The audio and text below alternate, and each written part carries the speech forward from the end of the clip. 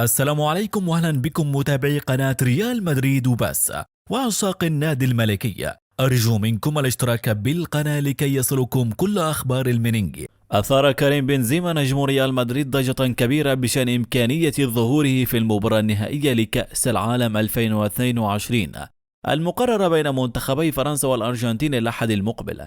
وكانت تقارير صحفية عديدة قد تكهنت بأن بنزيما سيكون حاضرا في ملعب لوسيل بجوار زملائه في منتخب فرنسا، حيث لا يزال مقيدا في قائمة الديوك.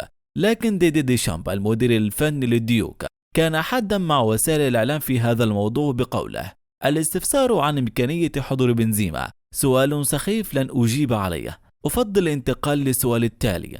ومن جانبه أشعل بنزيما جدل برسالة غامضة عبر حسابه على انستغرام قال فيها: أنا لست مهتما. وذكرت صحيفة ماركا الإسبانية أن هذه الرسالة المفخخة تثير علامات الاستفهام عما إذا كان بنزيما يقصد حضوره لنهائي كأس العالم أم يشير لموضوع آخر، وهو ما ستكشف عنه الأيام المقبلة.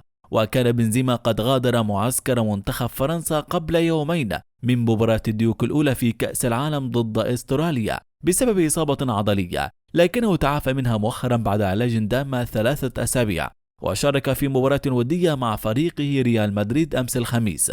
ومن جانبه وجه زين الدين زيدان أسطورة الكرة الفرنسية والمدرب السابق لريال مدريد صدمة قوية للاتحاد الفرنسي بشأن كأس العالم.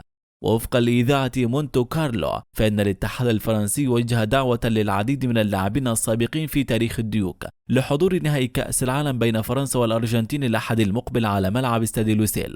وكانت الدعوة موضع تقدير كبير من قبل الأجانب السابقين في الوقت الذي يحاول فيه الاتحاد الفرنسي تحسين علاقاته مع هؤلاء اللاعبين السابقين الذين ارتدوا قميص المنتخب الفرنسي. وأشارت الإذاعة الفرنسية إلى أن البعض رفض الحضور وفي مقدمتهم زين الدين زيدان. ومن المعروف أن زيدان يعد أقوى منافس للجلوس على مقعد ديشامب المدير الفني للمنتخب الفرنسي حال الرحيل الأخير عن منصبه عقب كأس العالم.